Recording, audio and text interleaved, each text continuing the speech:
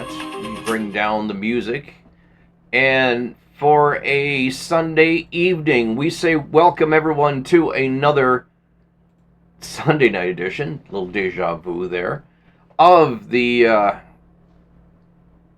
Sunday night edition of Accessibly Live, the book club reading room. Hope everyone's having a good day today and has had a great weekend and a great week this week. If you're in the upper Midwest, you know that there is a heat advisory throughout the upper Midwest. Shoot, along the parallel through England, Scotland, Wales, France, in the upper Scandinavian countries, there is heat like have never been experienced before. God, a good thing there is no such thing as climate change, is there? So we're all experiencing a little bit of heat, a little bit of discomfort. And we're here to start chapters 3 and 4 of the story by Oscar Wilde, The Picture of Dorian Gray. Last week, we had to take a time out on the book. I was going on along with you for a great story. I wanted to read it and be amazed by the story and how and the reasons why it was banned, and banned by a lot of the schools down south and around the country. Well, Mr. Oscar Wilde, in his second incarnation of this book, remember last week we talked about that this book originally was only 13 chapters, because of what was not, what they didn't see in what had occurred by the British government, a kind of told, Oscar Wilde, you gotta fix this a little bit because it's a little more than vulgar. Good word. So Oscar Wilde, much to his annoyance, actually did what they wanted. He softened the tone a bit. And that is, by the way, the original 13-chapter book of The Picture of Dorian Gray is out there. You guys can read that. And maybe I should have read that one and really gotten a lot of trouble.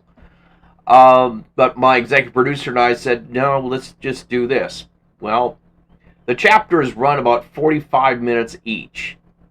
And last thing I need is you guys going, boop, and turning me off when we start a third chapter and go 2 hours.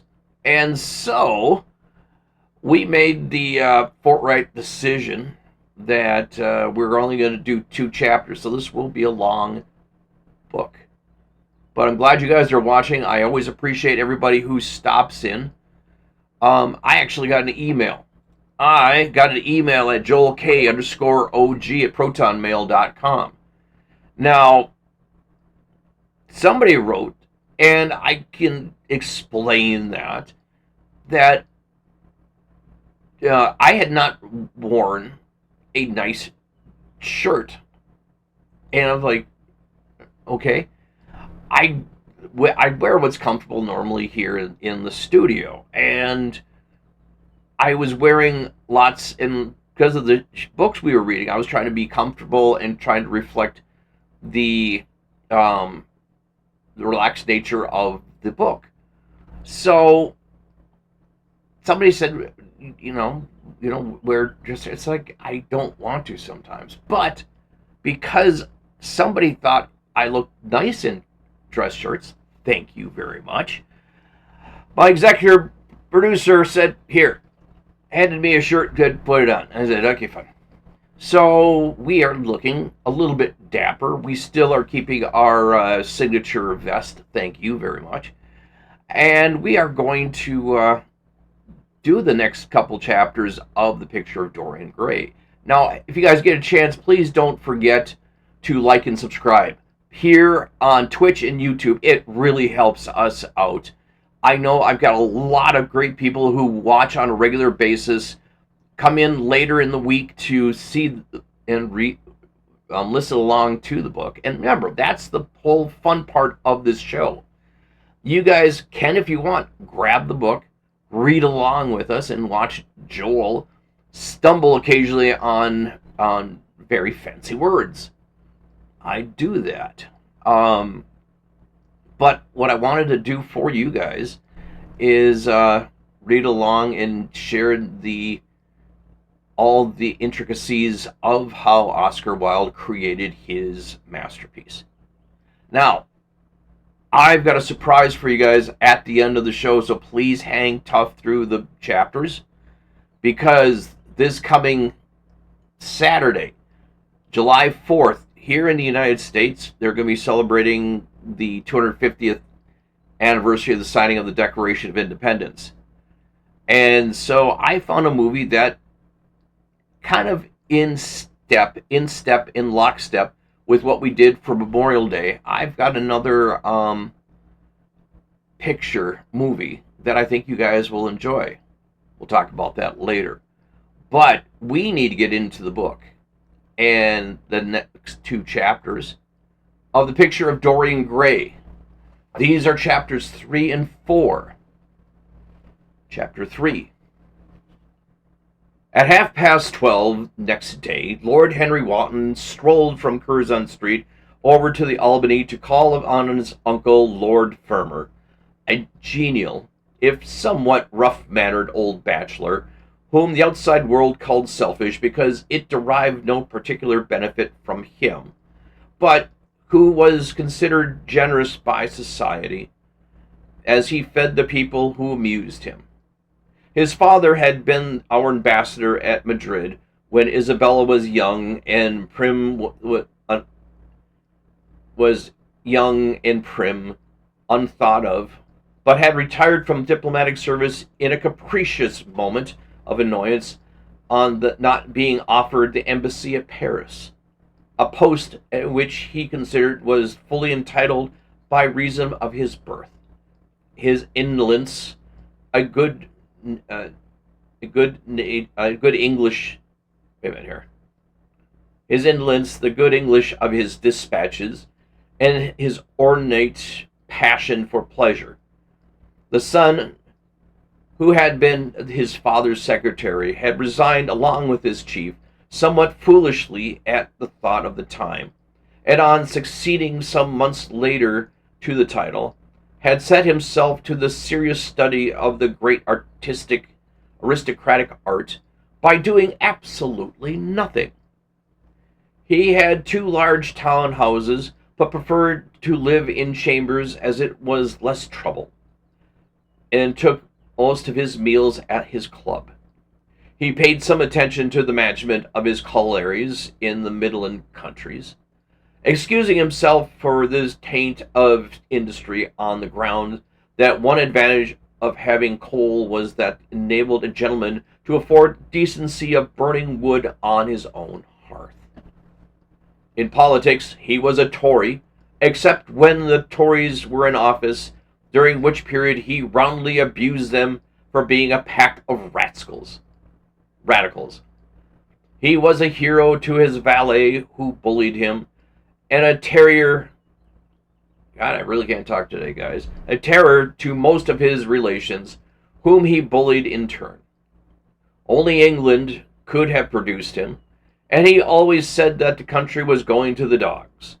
His principles were out of date, but there was a good deal to be said for his prejudices. When Lord Henry entered the room, he found his uncle sitting in a rough shooting coat, smoking a cheroot and grumbling over the times. "Well, Harry," said the old gentleman, "what brings you out so early? I thought you dandies never got up till 2, and were not visible until 5. Pure family affection, I assure you, Uncle George. I wanted to get something out of you." "Money, I suppose," said Lord Fermor, making a wiry face. "Well, sit down and tell me all about it. Young people nowadays imagine that money is everything." "Yes," murmured Lord Henry, setting his buttonhole to his coat, "and when they grow older, they know it. But I don't want money. It is only people who pay their bills who want it, Uncle George, and I never pay mine. Credit is the capital of a younger son, and the one lives charmingly upon it. Besides, I always deal with Dartmoor's tradesmen, and consequently they never bother me. What I want is information. Not useful information, of course. Useless information. Well, I can tell you anything that is in an English blue book, Harry, although those fellows nowadays write a lot of nonsense. When I was a diplomat, things were much better. But I hear they let them in now by pure examination. What can you expect? Examinations, sir, are pure humbug, from beginning to end. If a man is a gentleman, he knows quite enough. If he is not a gentleman, whatever he knows is bad for him. Mr. Dorian Gray does not belong to blue books, Uncle George, said Lord Henry languidly. Mr. Dorian Gray? Who is he? Asked Lord Fermor, knitting his brushy eyebrows together. That is what I have come to learn, Uncle George, or rather, I know who he is. He is the last Lord Kelso's grandson. His mother was a Devereux, Lady Margaret Devereux. I want you to tell me about his mother. What was she like? Whom did she marry? You have known nearly everybody your time, so you might have known her. I am very much interested in Mr. Gray at the present. I have only just met him. Kelso's grandson, echoed the old gentleman. Kelso's grandson. Of course I knew his mother intimately. I believe I was at her christening. She was an extraordinarily beautiful girl, Margaret Devereux, and made all the men frantic by running away with a penniless young fellow. A mere nobody, sir. A subaltern in a foot regiment, or something of that kind. Certainly, I remember the whole thing as if it happened yesterday. The poor chap was killed in a duel at Spa a few months after the marriage. There was an ugly story about it.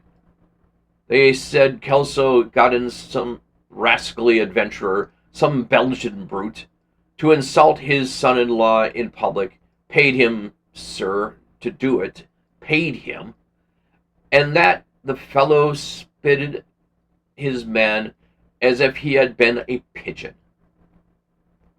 The thing was hushed up, but egad, Kelso ate his chop alone at the club for some time afterwards. He brought his daughter back with him, I was told, and she never spoke to him again. Oh yes, it was a bad business. The girl died too, died within a year. So she left a son, did she? I'd forgotten that. What sort of boy is he? If he is like his mother, he must be a good-looking chap. He is very good-looking, asserted Lord Henry. I hope he will fall into proper hands, continued the old man. If he should have a pot of money waiting for him, if Kelso did anything right by him. His mother had money too. All the Selby property came to her through her grandfather. Her grandfather hated Kelso, thought him a mean dog. He was too. Came from Madrid once when I was there. Egad, I was ashamed of him. The Queen used to ask me about the English noble who was always quarreling with the cabmen about their fares. They made quite a story of it. I didn't dare show my face at court for a month. I hope he treated his grandson better than he treated the Jarvis. I don't know, answered Lord Henry. I fancy that the boy will be well off. He is not of age yet. He has Selby, you know. He told me so. And his mother was very beautiful. Margaret Devereux was one of the loveliest creatures I've ever seen, Henry. What on earth induced her to behave as she did, I never could understand. She could have married anybody she chose. Carlington was mad after her. She was a romantic, though. All the women of that family were. The men were a poor lot, but egad, the women were wonderful. Carlington went on his knees to her, told me so himself. She laughed at him, and there wasn't a girl in London at the time who wasn't after him. And by the way, Harry, talking about silly marriages, what is this humbug your father tells me about Dartmoor wanting to marry an American? Ain't English girls good enough for him? It is rather fashionable to marry Americans just now, Uncle George. I'll back English women against the world, Harry, said Lord Ferrymore, striking the table with his fist. The betting is on the Americans. They don't last, I'm told, muttered the uncle. A long engagement exhausts them, but they are capital at steeplechase. They take things flying. I don't think Dartmoor has a chance. Who are her people? Grumbled the old man. Has she got any? Lord Henry shook his head.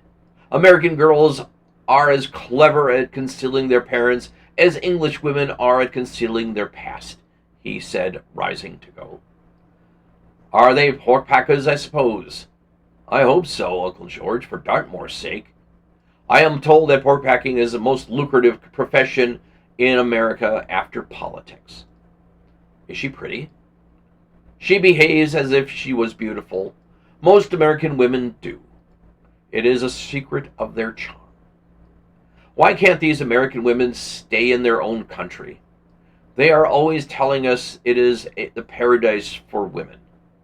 It is. That is the reason why, like Eve, they are exclusively anxious to get out of it, said Lord Henry. Goodbye, Uncle George. I shall be late for lunch if I stop any longer. Thanks for giving me the information I wanted. I always like to know everything about my new friends, and nothing about my old ones. Where are you lunching, Henry? At Aunt Agatha's. I have asked myself and Mr. Gray. She is her latest protege. Humph. Tell your Aunt Agatha, Harry, not to bother me any more with her charity appeals. I am sick of them. Why, the good woman thinks that I have nothing to do than write checks for her silly fads. All right, Uncle George, I'll tell her.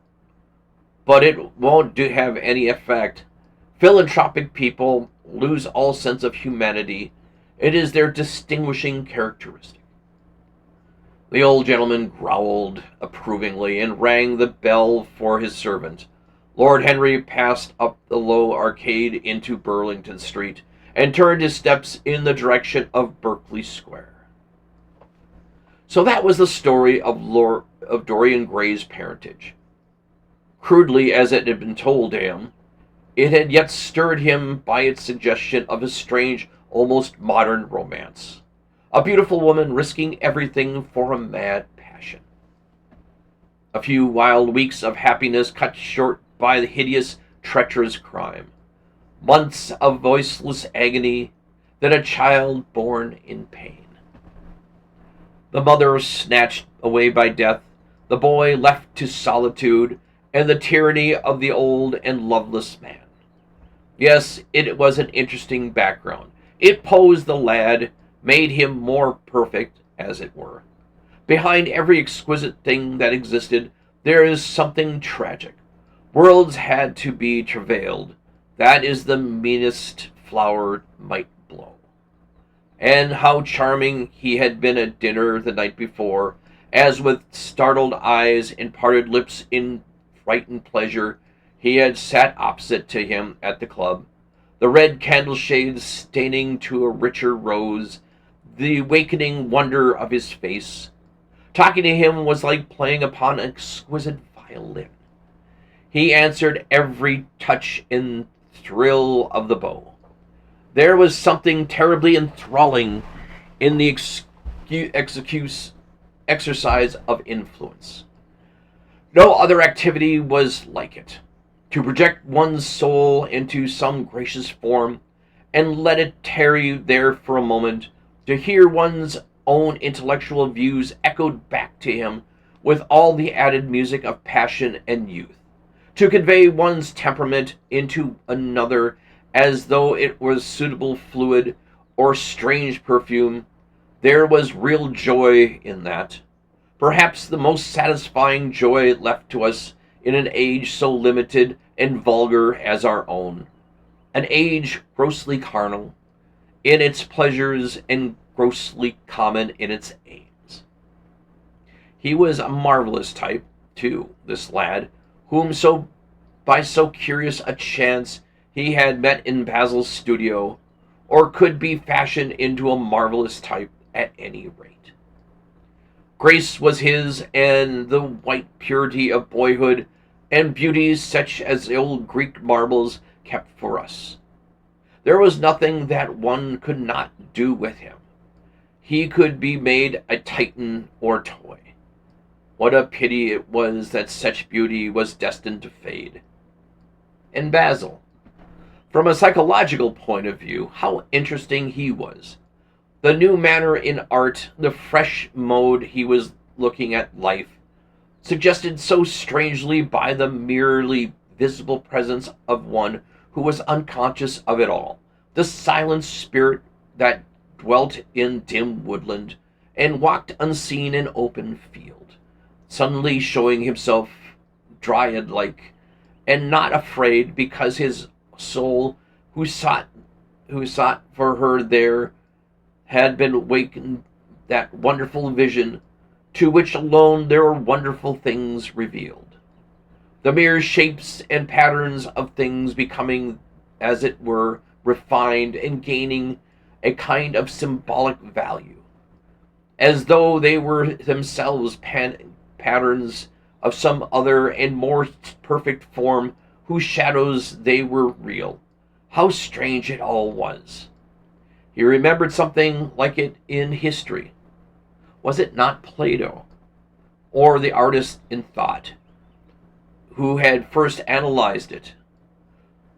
Was it not Bernardi, who had carved it in the colorized marbles of a sonnet sequence? But in our own century, it was strange. Yes, he would try to be Dorian Gray, without knowing it. The lad was to be a painter whom he fashioned the wonderful portrait. He would seek to dominate him. He already, indeed, half done so. He would make that wonderful spirit his own. There was something fascinating in his son of love, of death. Suddenly he stopped, glanced up at the house. He found that he had passed his aunt's some distance, and smiling to himself, turned back. When he entered the somewhat somber hall, the butler told him that they had gone in to lunch. He gave one of the footmen his hat and stick, and passed into the dining room.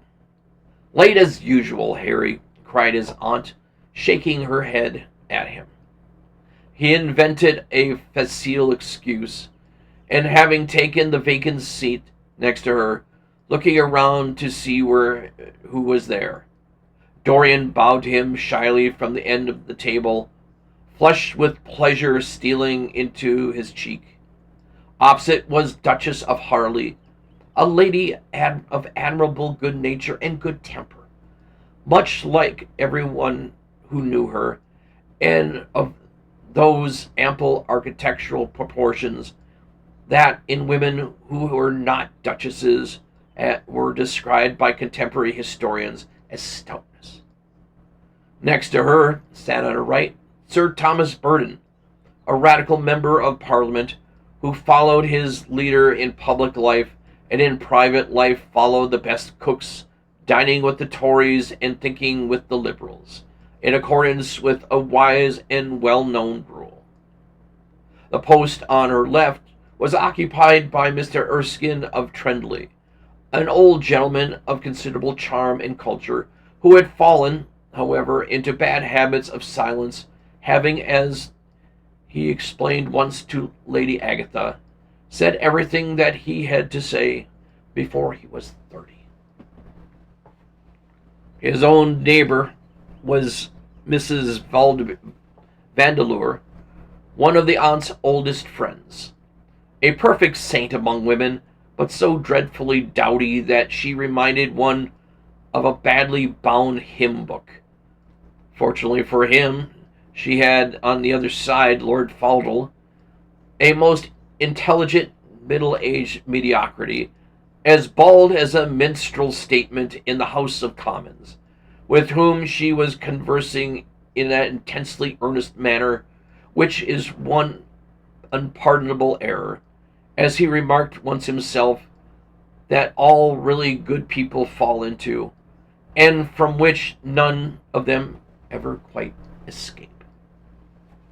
Hang on, guys. Alright, you can hear my voice is going out on me. It's going to be one of those days.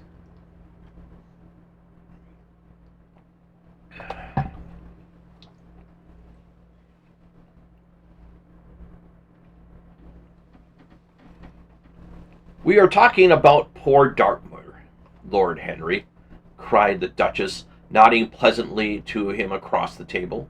Do you think he will really marry this fascinating young person? I believe she has made up her mind to propose to him, Duchess. How dreadful! Exclaimed Lady Agatha. Really, someone should interfere. I am told, on excellent authority, that her father keeps an American dry goods store, said Sir Thomas Burton, looking superciliously. My uncle has already suggested pork packing, Sir Thomas. Dry goods. What are American dry goods? Asked the Duchess, raising her hand in wonder and accentuating the verb. American novels, answered Lord Henry, helping himself to some quail. The Duchess looked puzzled. Don't mind him, my dear, whispered Lady Agatha. He never means anything he says.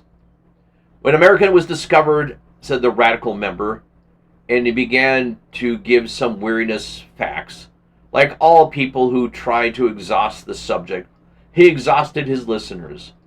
The Duchess sighed and excused her privilege of interruption. I wish to goodness it had never been discovered at all, she exclaimed. Really, our girls have no chance nowadays. It is most unfair. Perhaps, after all, America never has been discovered, said Mr. Erskine. I myself would say that it's merely been detected. Oh, but I have seen specimens of their inhabitants, answered the Duchess vaguely. I must confess that most of them are extremely pretty. They dress well, too. They all get their dresses in Paris. I wish I could afford to do the same.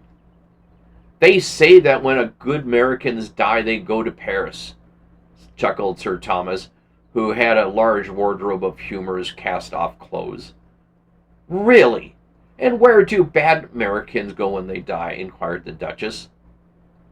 They go to America, murmured Lord Henry. Sir Thomas frowned. I'm afraid that your nephew is prejudiced against that great country, he said to Lady Agatha. I have traveled all over in its cars provided by the directors, who, in such matters, are extremely civil. I assure you that it is an education to visit it. But must we really see Chicago in order to be educated? Asked Mr. Erskine plaintively. I don't feel up to the journey. Sir Thomas waved his hand. Mr. Erskine of Trendley has the world on his shelves. We practical men like to see things, not to read about them. The Americans are an extremely interesting people. They are absolutely reasonable. I think that is their distinguishing characteristic. Yes, Mr. Erskine, an absolute reasonable people. I assure you that there is no nonsense about the Americans.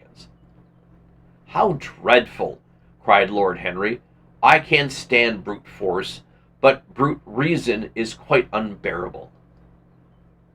There is something unfair about its use. It is hitting below the intellect. I do not understand you, said Sir Thomas, growing rather red. I do pardon, Lord Henry, murmured Mr. Erskine with a smile. Paradoxes are all very well in their own way, rejoined the baronet. What was the paradox? Asked Mr. Erskine. I did not think so. Perhaps it was. Well, the way of paradoxes is the way of truth. To test reality, we must see it on the tightrope. When the vertices become acrobats, we can judge them. Dear me, said Lord Lady Agatha, how you men argue. I am sure I never can make out what you are talking about. Oh, Harry, I am quite vexed with you.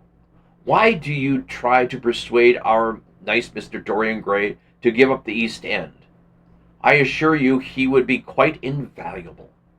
They would love his playing.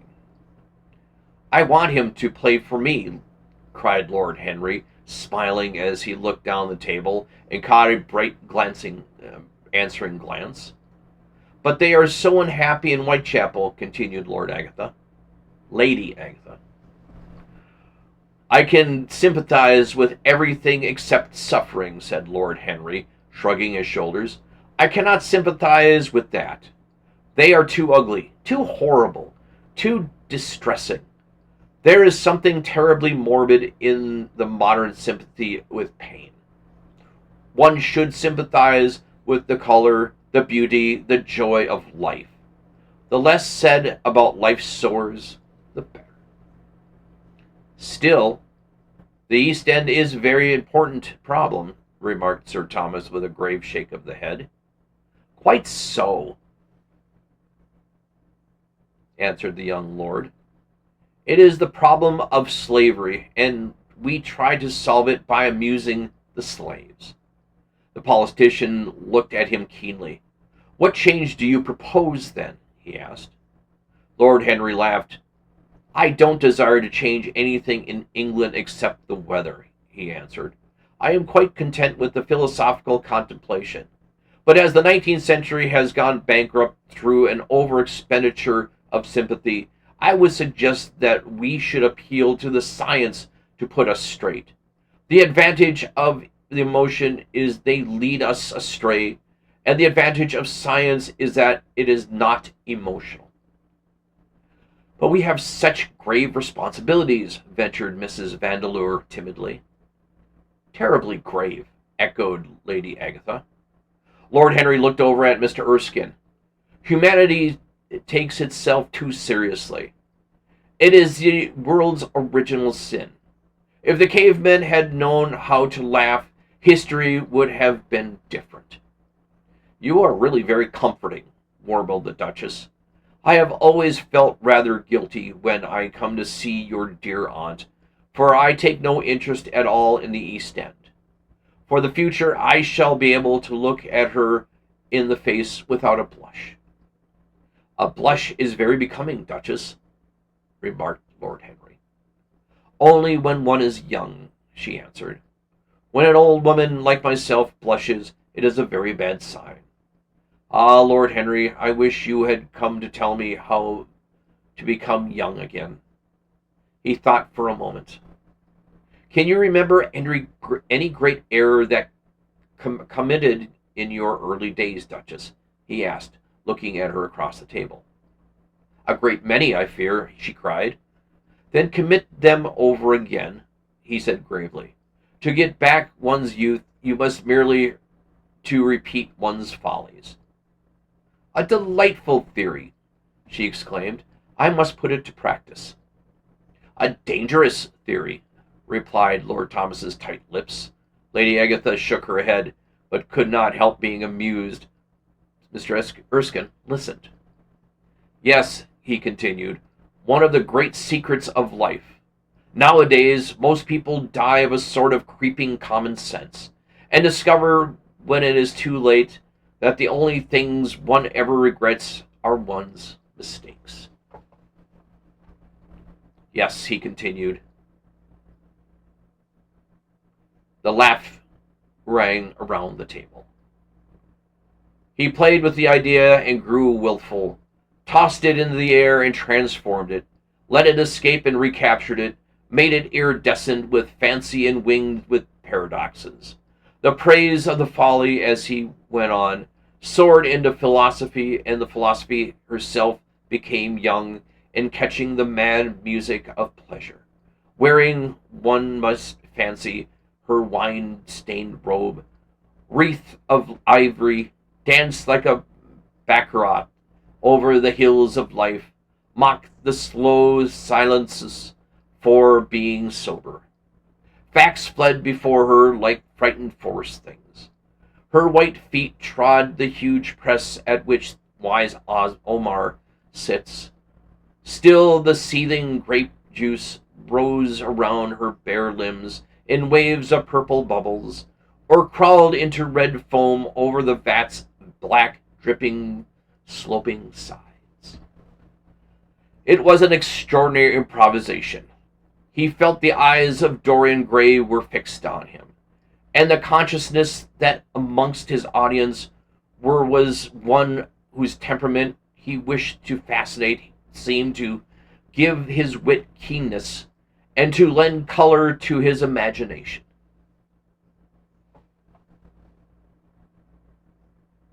He was brilliant, fantastic, irresponsible. He charmed his listeners out of themselves, and they followed his pipe, laughing. Dorian Gray never took his gaze off him, but sat like one under a spell, smiles chasing each other over his lips and wondering how grave in his darkening eyes. At last, liveried in costume of the age, reality entered the room in the shape of a servant to tell the Duchess of her carriage was waiting. She wrung her hands in mock despair. "How annoying!" she cried. "I must go. I have to call for my husband at the club to take him to some absurd meeting at Willis's room, where he is going to be in a chair. If I am late, he is sure to be furious, and I couldn't have a scene like this bonnet. It is far too fragile. A harsh word would ruin it. No, I must go, dear Agatha. Goodbye, Lord Henry. You are quite delightful and dreadfully demoralizing. I am sure I don't know what to say about your views. You must come and dine with us some night. Tuesday. Are you engaged Tuesday?" "For you, I would throw over anybody, Duchess," said Lord Henry with a bow. "Ah, that is very nice, and very wrong of you," she cried. "So mind you come." And she swept out of the room, followed by Lady Agatha and the other ladies. When Lord Henry had sat down again, Mr. Erskine moved around and, taking a chair close to him, placed his hand upon his arm. "You talk books away," he said. "Why don't you write one?" "I am too fond of reading books to care to write them, Mr. Erskine." "I should like to write a novel, certainly. A novel that would be as lovely as a Persian carpet and as unreal.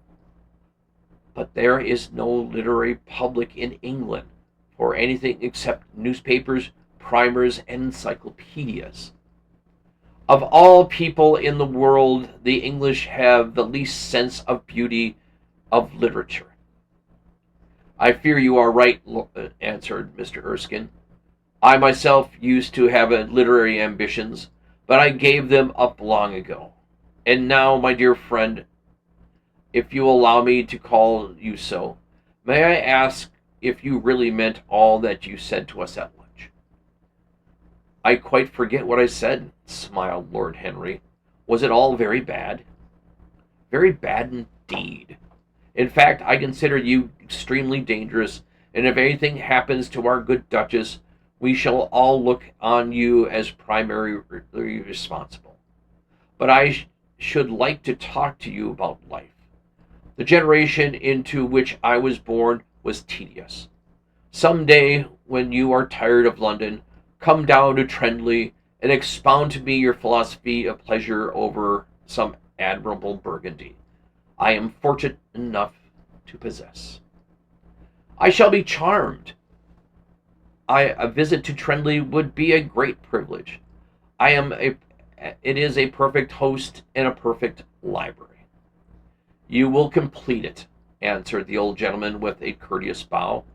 "And now I must bid goodbye to your excellent aunt.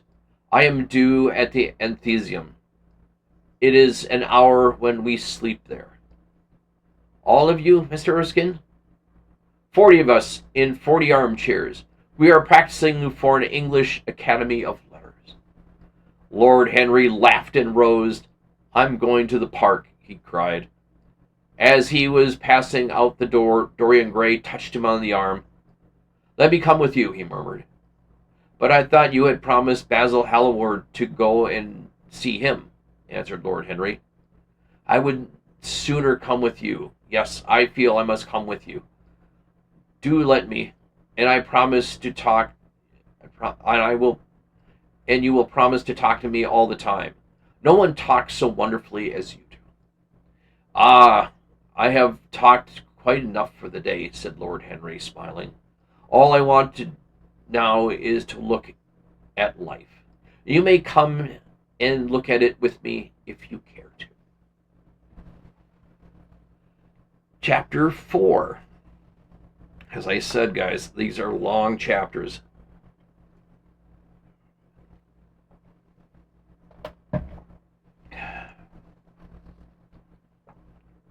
One afternoon, a month later, Dorian Gray was reclined in a luxurious armchair in the little library of Lord Henry's house in Mayfield. It was, in a way, a very charming room with its high-paneled wadding cot of olive-stained oak, its cream-colored frieze and ceiling of raised plasterwork, and its brickwork, felt carpet strewn with silk long-fringed Persian rugs. On a tiny satin wood table stood a statuette of Claudian, and beside it lay a copy of Les Saint Louvals, bound for Margaret of Valois by Clovis Eve, and powdered with the gilt daisies that Queen had selected for her device. Some large blue china jars and parrot tulips were arranged on the mantel shelf, and though the small ledge panes of the windows streamed the apricot-colored light of the summer day in London.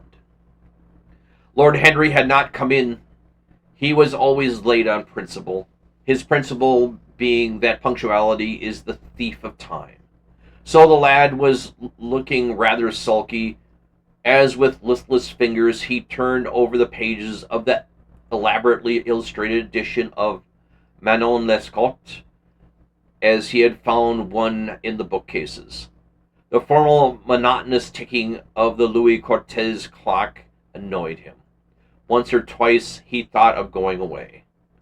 At last he heard a step outside, and the door opened. "How late you are, Harry," he murmured. "I'm afraid it's not quite Harry, Mr. Gray," answered a shrill voice. He glanced quickly around and rose to his feet. "I beg your pardon. You thought it was my husband. It is only his wife.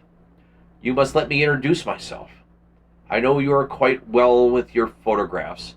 I think my husband has gotten 17 of them." "Not 17, Lord Henry?" "Well, 18 then. And I saw you with him the other night at the opera." She laughed nervously as she spoke and watched him with her vague forget-me-not eyes. She was a curious woman who dresses always looked as she had been dressed in a rage and put in a tempest. She was usually in love with somebody, and her passion was never returned. She had kept all her illustrations. She tried to look picturesque, but only succeeded in being untidy.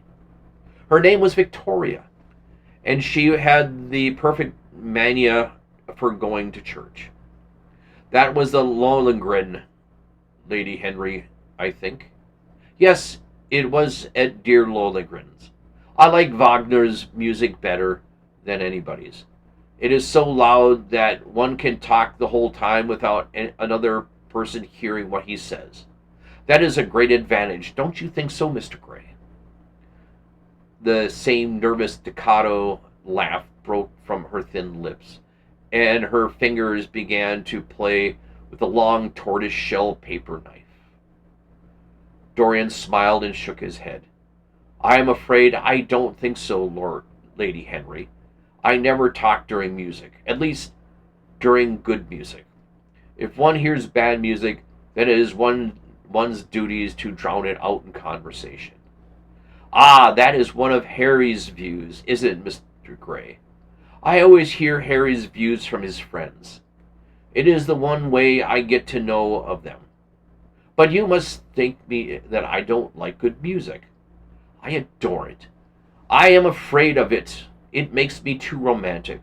I have simply worshipped pianists, one at a time, sometimes, Harry tells me, but I don't tell them about it. Perhaps it is that they are foreigners. They are. They all are, aren't they? Even those who are born in England become foreigners after a time, don't they? It is so clever of them and such a compliment to art. Makes it quite cosmopolitan, doesn't it? You have never been to any of my parties, have you, Mr. Gray? You must come. I can't afford orchids, but I can spare no expense in foreigners. They make one's rooms look so picturesque. But here's Harry. Harry, I came in to look for you, to ask you something. I forgot what it was. And I found Mr. Gray here. We have had such a pleasant chat about music. We have quite the same ideas. No, I think our ideas are quite different, but he has the most pleasant. I am so glad I have seen him. I am charmed, my love, quite charmed, said Lord Henry, elevating his dark crescent-shaped eyebrows, and looking at them both with a amused smile. So sorry I am late, Dorian. I went to look at a piece of old brocade at Warward Street, and had to bargain for hours for it. Nowadays, people know the price of everything and the value of nothing. I am afraid I must be going, exclaimed Lady Henry, breaking into an awkward silence with her son's silly sudden laugh. I have promised to drive with the Duchess. Goodbye, Mr. Gray. Goodbye, Harry. You are dining out, I suppose. So am I. Perhaps I shall see you at Lady Thornbury's. I dare say, my dear, said Lord Henry, shutting the door behind her, looking like a bird of paradise that had just been out all night in the rain. She flitted out of the room, leaving a faint odor of perigee. Then he lit a cigarette and flung himself down on the sofa. Never marry a woman with a straw-colored hair, Dorian, he said after a few puffs. Why, Harry? Because they are so sentimental. But I like sentimental people. Never marry at all, Dorian. Men marry because they are tired, women because they are curious. Both are disappointed. I don't think I am likely to marry, Harry. I am too much in love. That is one of your aphorisms. I am putting it into practice, as I do everything that you say. Who are you in love with? Asked Lord Henry after a pause. With an actress, said Dorian Gray, blushing. Lord Henry shrugged his shoulders. That is a rather commonplace debut. You would not say that if you saw her, Henry. Who is she? Her name is Sybil Vane. Never heard of her. No one has. People will someday, however. She is a genius. My dear boy, no woman is a genius. Women are a decorative sex. They never have anything to say, but they say it charmingly.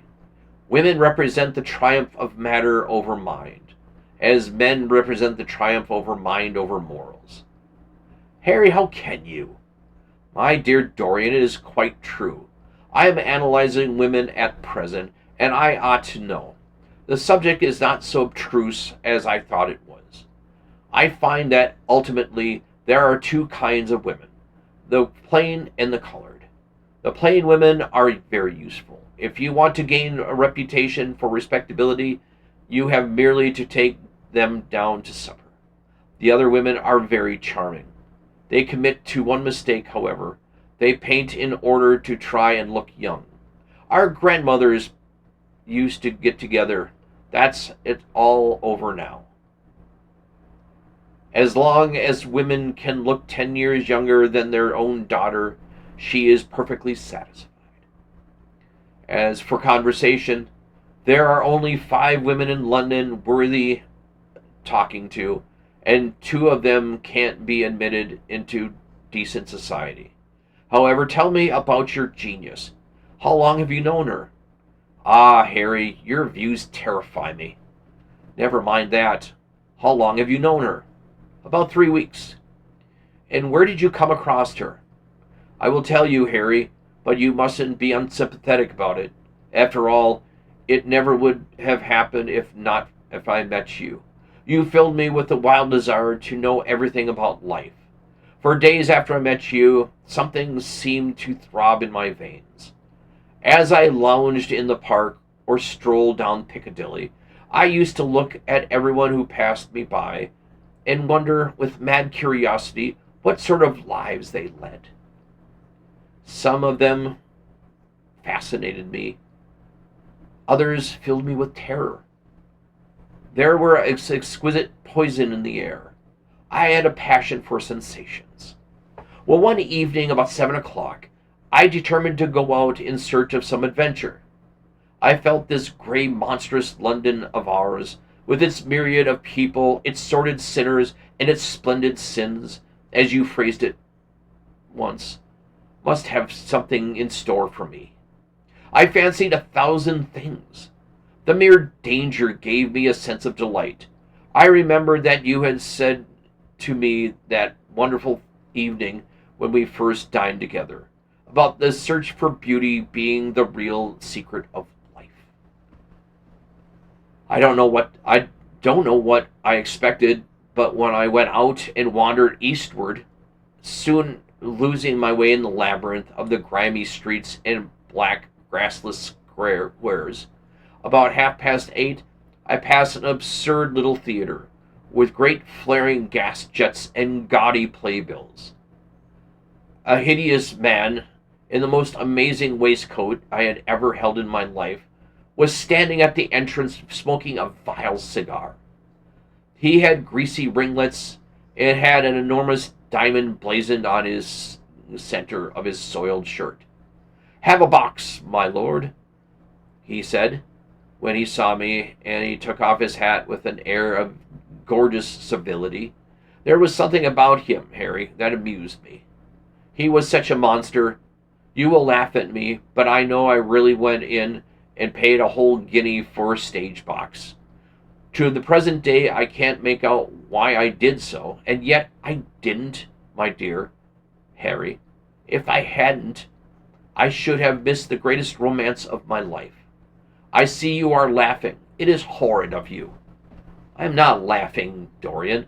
At least not laughing at you. But you should not say the greatest romance of your life. You should say that the first romance of your life. You will always be loved, and you will always be in love with love. A grand passion is the privilege of people who have nothing to do.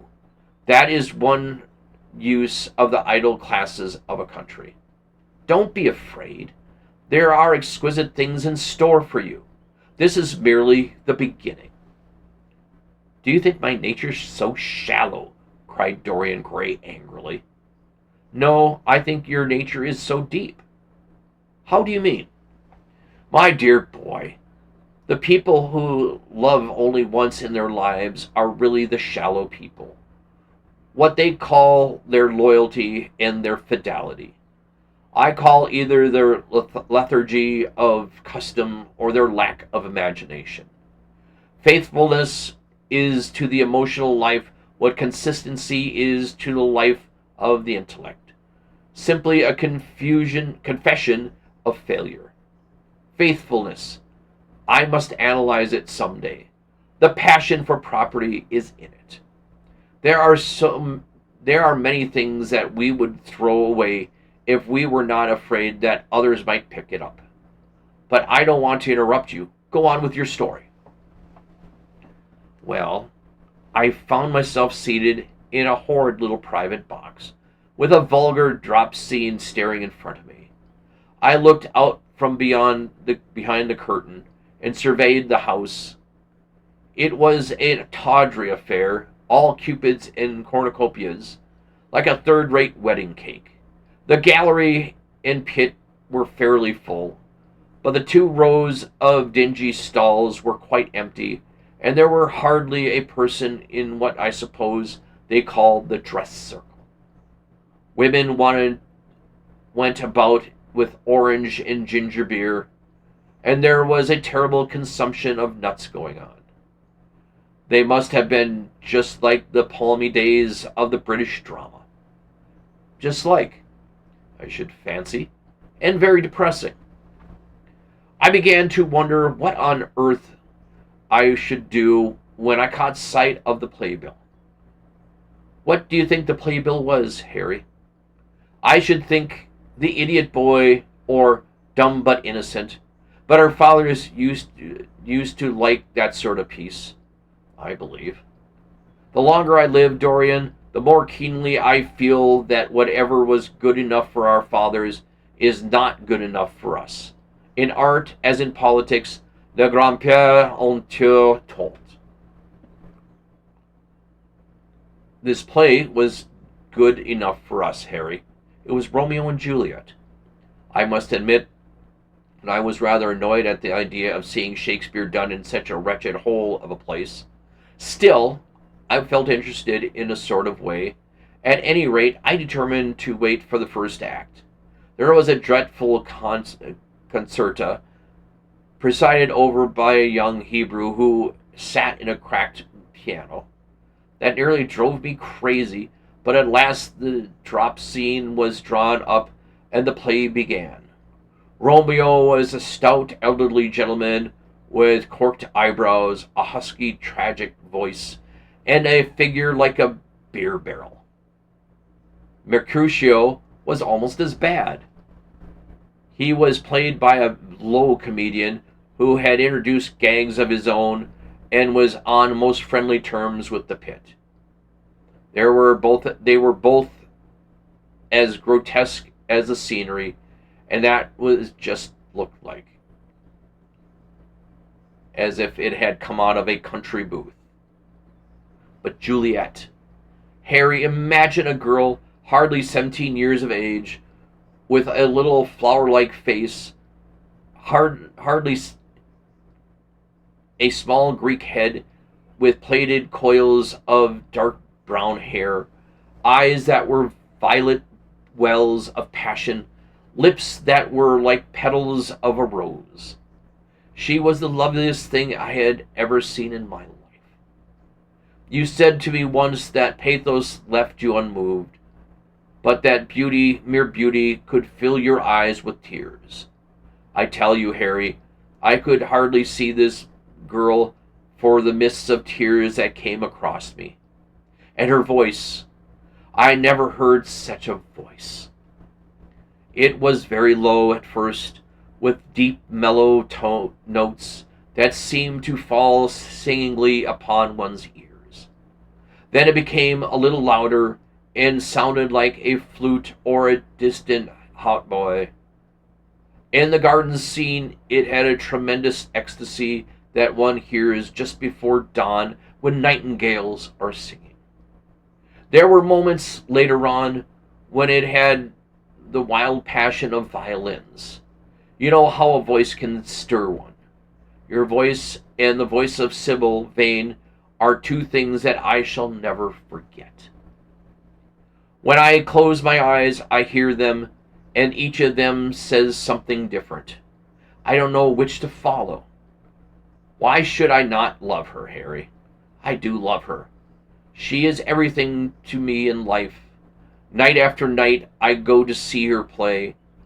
One evening, she is Rosalind, and the next evening, she is Imogen. I have seen her die in a gloom of Italian tomb, sucking the poison from her lover's lips. I have watched her wandering through the forest of the Ardennes, disguised as a pretty boy in hose and doublet and dainty cap.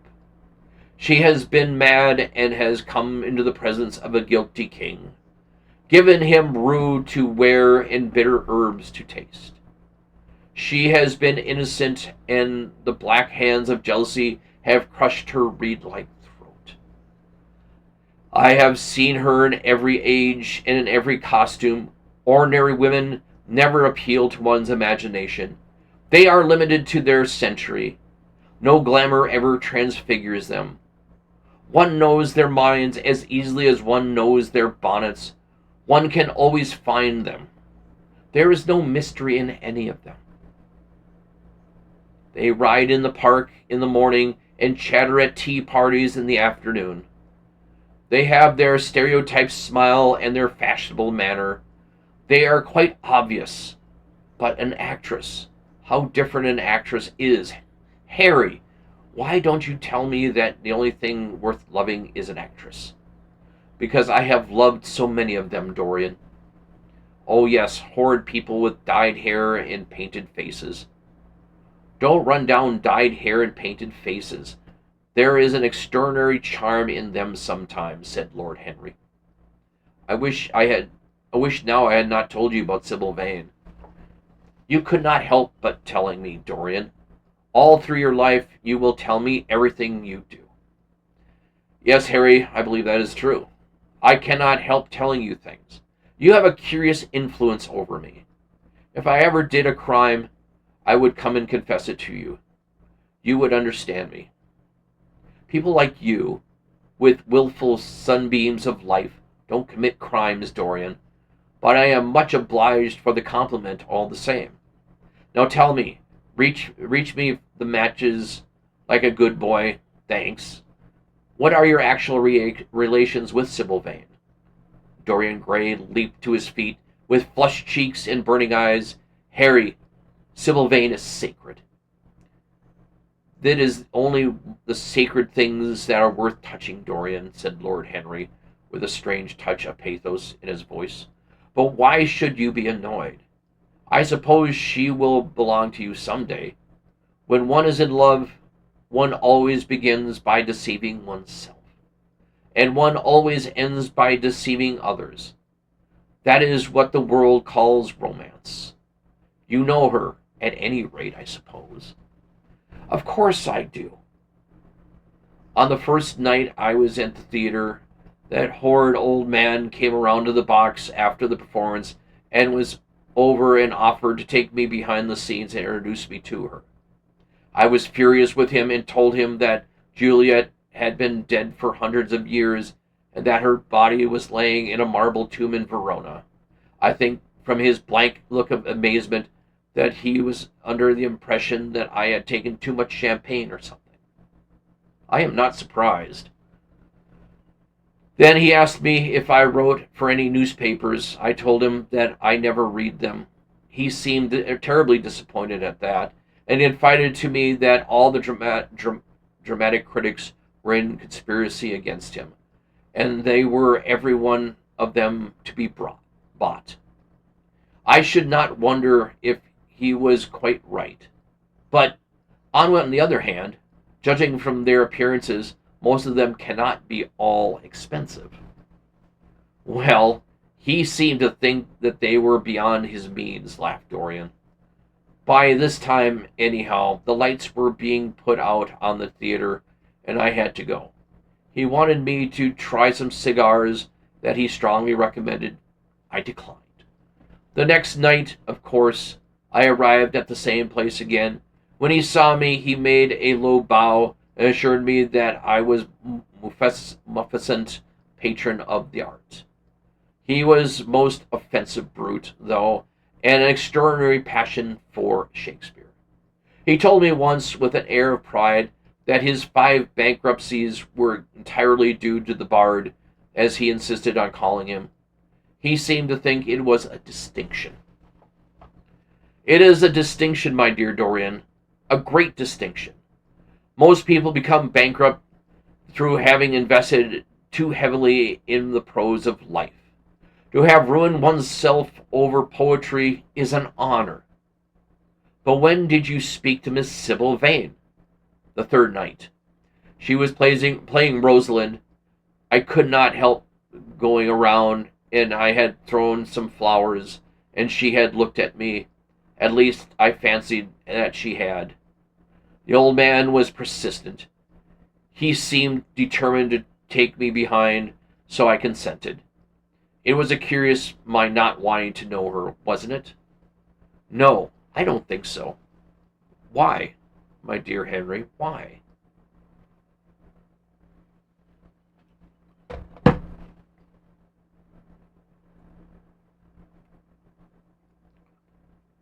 I will tell you some other time.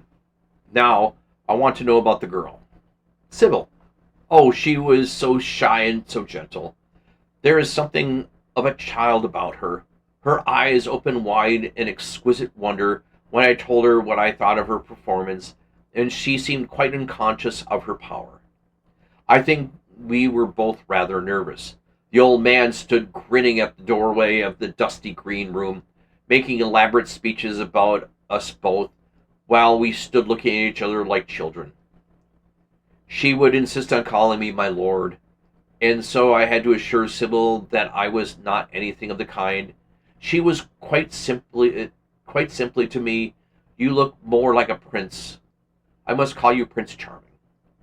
Upon my word, Dorian, Miss Sybil knows how to pay compliments. You don't understand, Harry. She regarded me merely as a person in a play. She knows nothing of life. She lives with her mother, a faded, tired woman who plays Lady Capulet in sort of magenta distressing wrapper on the first night, and looks as if she has seen better days. I know that look.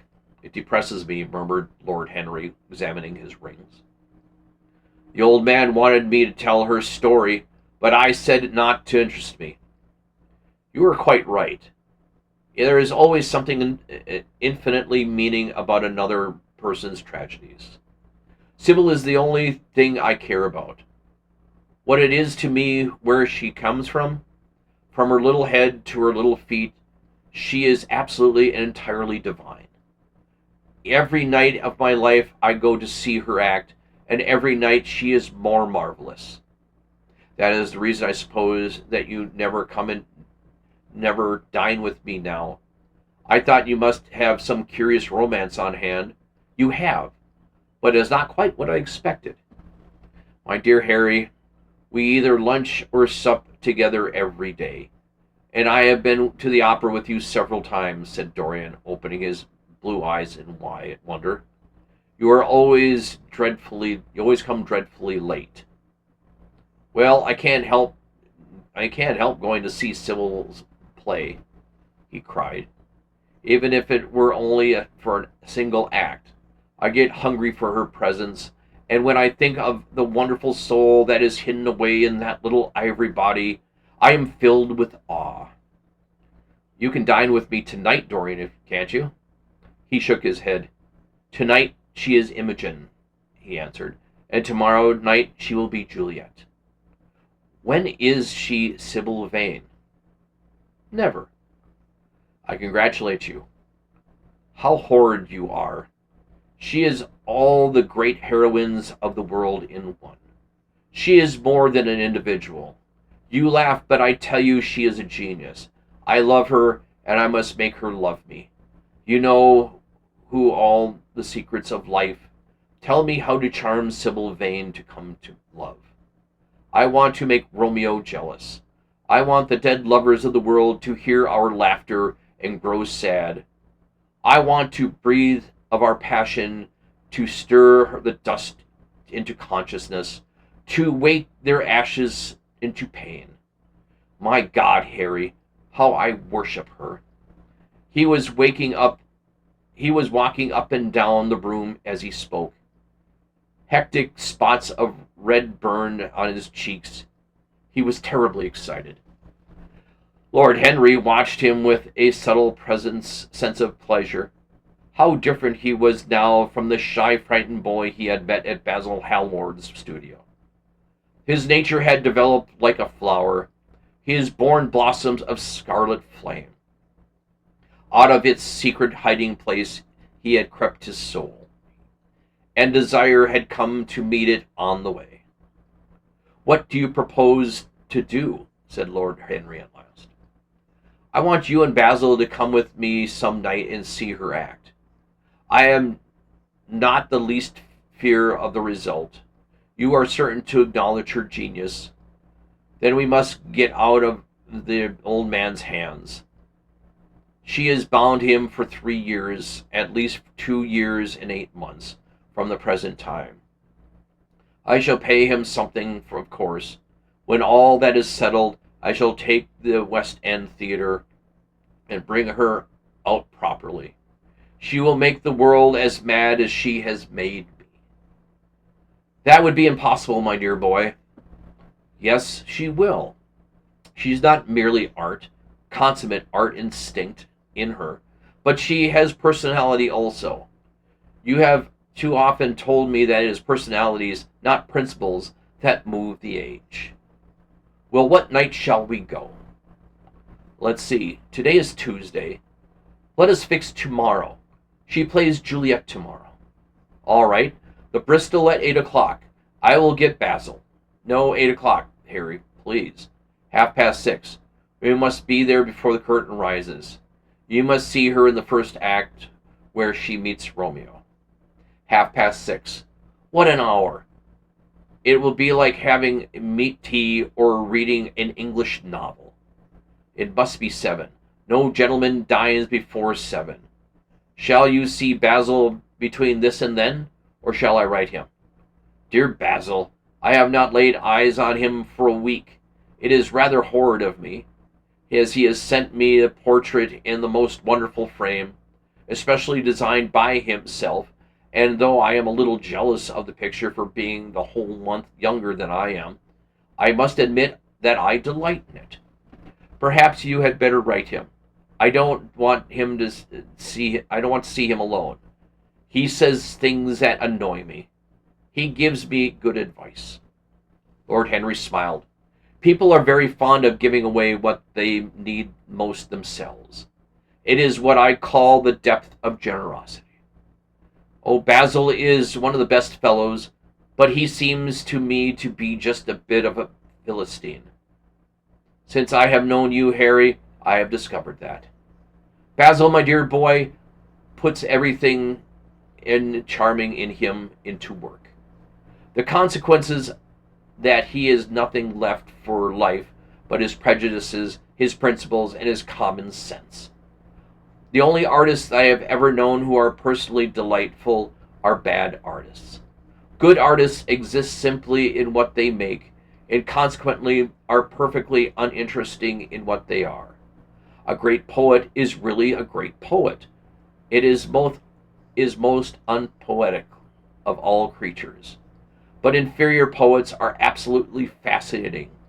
The worse their rhymes are, the more picturesque they look. The more mere facts of having published a book of second-rate sonnets makes a man quite irresistible. He lives the poetry that one cannot write. The others write the poetry that they dare not realize. I wonder, is that really so, Harry? Said Dorian Gray, putting some perfume on his handkerchief out of the large gold-tipped bottle that stood on the table. It must be, if you say it. And now I am off. Imogen is waiting for me. And don't forget about tomorrow. Goodbye. As he left the room, Lord Henry's heavy eyelids drooped, and he began to think. Certainly few people have ever interested him so much as Dorian Gray, and yet the lad's mad adoration of someone else caused him not the slightest pang of annoyance or jealousy. He was pleased by it. It made him more interesting study. He had always enthralled by the methods of natural science, but the ordinary subject matter of the science had seemed too trivial, of no import. And so he had begun by vivisecting himself as he had ended by vivisecting others. Human life that appeared to him the other thing worth investigating. Compared to it, there was nothing else of value. It was true that one one watched life in its curious crucible of pain and pleasure, but one could not wear over one's face a mask of glass, nor keep that sulphurous fumes which troubling the brain and making the imagination turbid with monstrous fantasies and misshapen dreams. There were poisons so subtle that to know their proprieties one had to sicken of them. There were maladies so strange that one had to pass through them as if one sought to understand their nature. And yet, what a great reward one received! How wonderful the whole world became to one. One note to curious hard logic of passion, the emotional colored life of the intellect, to observe where they met. The colored life of the intellect, to observe where they met and where they separated, at what point they were in unison, and at what point were they at discord.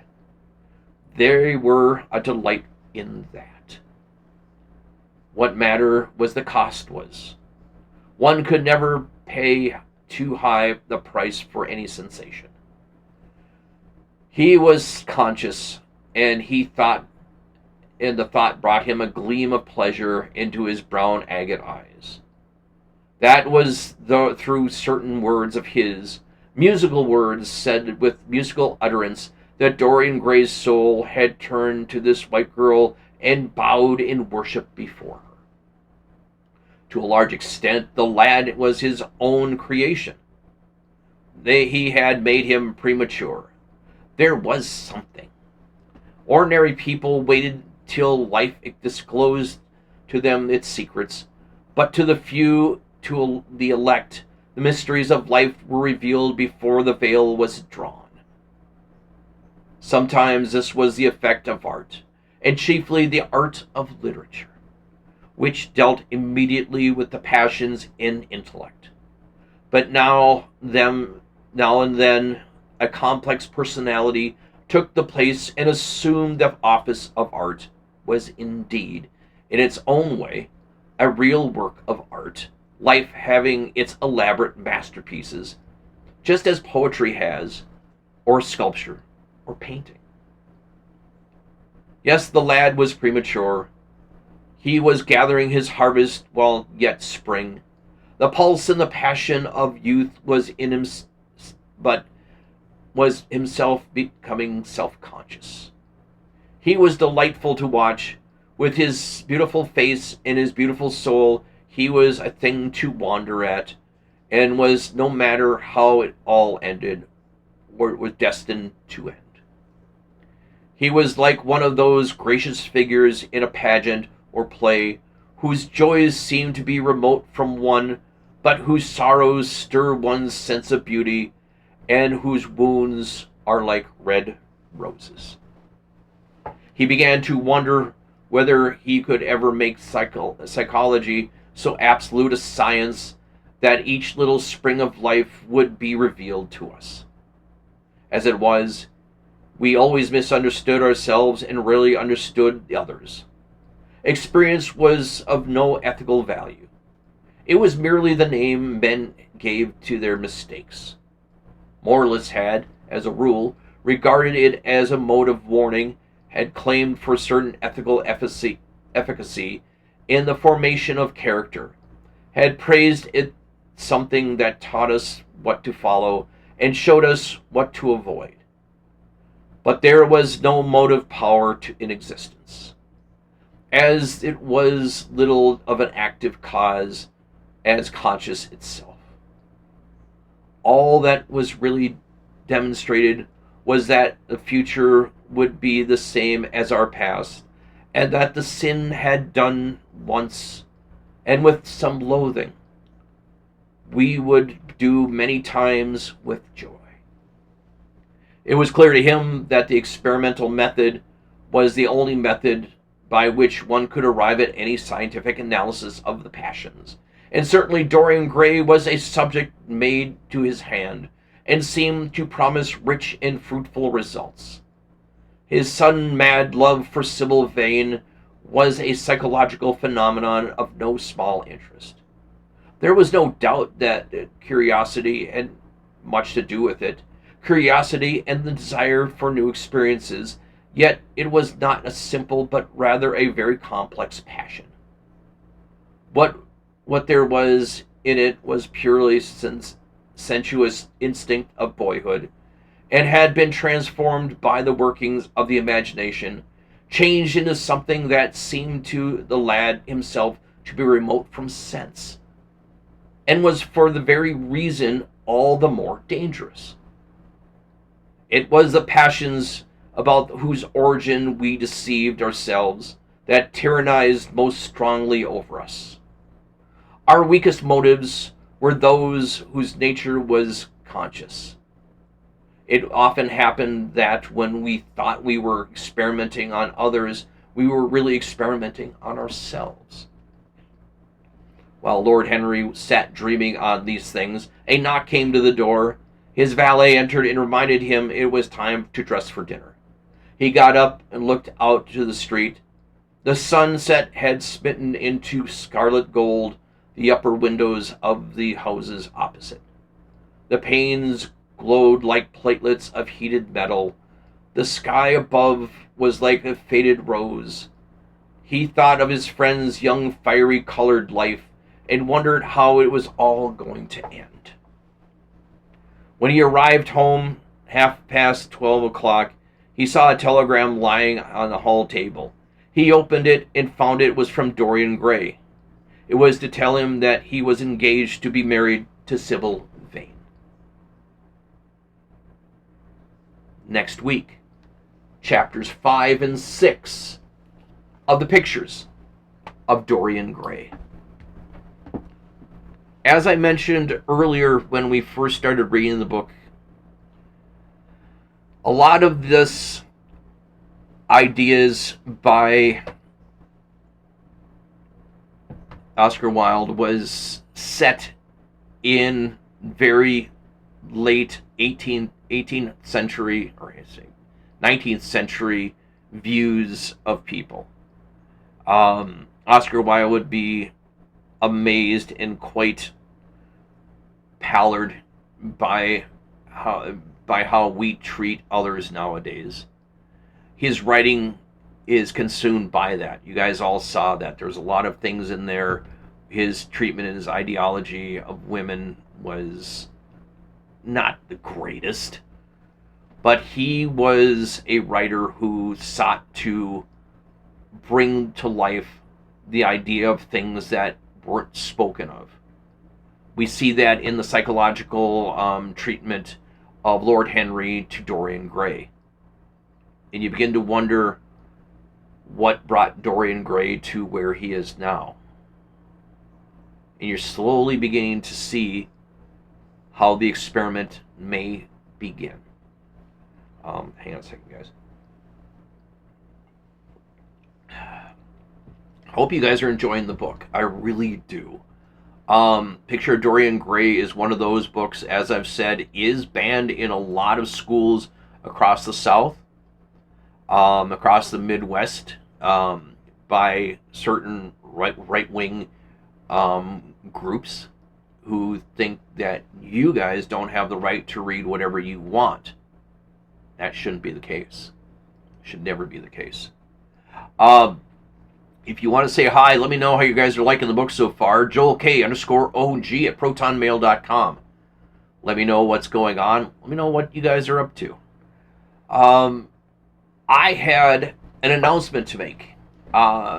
This coming Saturday in the continental U.S., we are going to be celebrating the 250th anniversary of the Constitution of the United States. Constitution, I wish more people would actually read and take to heart as opposed to pick apart and destroy. But we'll see how it goes in the next few months and the next few years. But I have a special surprise for everybody. We have a movie this coming Saturday. And it is a movie to kind of ride on the coattails of what we did on Memorial Day with All Quiet on the Western Front. This 4th of July, we will be premiering at 10 a.m. Central Standard Time. Special public domain movie presentation of the 1932 feature film, A Farewell to Arms, starring Helen Hayes and Gary Cooper. A beautiful story of love and tragedy at time of war. Wonderful movie, and I hope you guys all stop by, and we will be announcing it, putting little ads out on both channels for it. Next week, we continue The Picture of Dorian Gray with chapters 5 and 6 here on Accessibly Live, the book club reading room. And I hope you guys all stop in to enjoy this show. As I've said, the show is for you guys to sit and enjoy. Let me read to you like librarians used to do, or still do, when you guys were little, and they would have you sit in a circle, semicircle, and they would read stories to you and occasionally show you the pictures.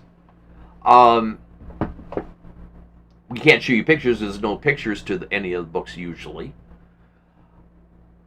But we read to kind of give you the opportunity to hear stories that usually you don't get a chance to hear. The Picture of Dorian Gray. The Hardy Boys, which I hope you guys are reading in your spare time. The Scarlet Letter. Things that you can have the option to read in normally high school literature class. Those classes that haven't been overtaken by right-wing extremists. But movies and books like Picture of Dorian Gray are very powerful when they are created. There was a really bad, horrible, very short, silent movie version of Picture of Dorian Gray, and I had thought originally to show it, and it is so bad and so badly conceived that I'm not even going to subject you guys to the craziness. It's just weird. But next week, chapters 5 and 6 here on the channel. Before we go, we're going to do like we always do here on the channel, both for the Thursday night show and the Sunday night show here. We do a final quote for the week. And this one involves the universe. The universe is not punishing you. It is not blessing you. It is not controlling you. The universe responds to the vibrations you are creating. Think happy, and happiness will come to you. Think negatively, and negativity will come to you. What we put out into the universe, we will get back like an echo. The universe is not punishing you. It is not blessing you. It is not controlling you. The universe responds to the vibrations you are creating. Think happy, and happiness will come to you. Think negatively, and negativity will come to you. What we put out in the universe, we will get back like an echo. Good thoughts.